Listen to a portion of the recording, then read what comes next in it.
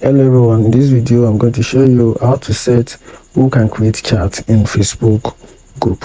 So first to do that, you have to open your Facebook app on your iPhone, then you tap on the menu profile icon, then tap on the group.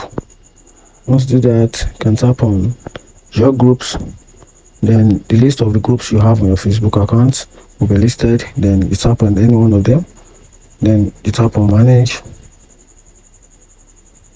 then give you a few minutes to load, then scroll down a little, then we'll tap on group settings.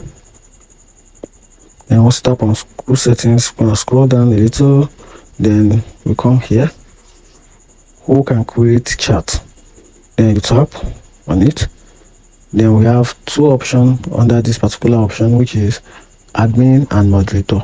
So if you tap on this particular part, which is admin and moderator, so that means only this set of people can create chat on your Facebook group.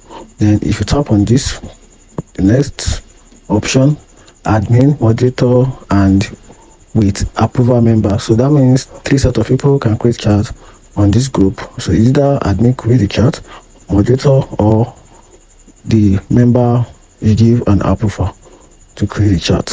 So if you find this video helpful, like and follow for more. Thank you.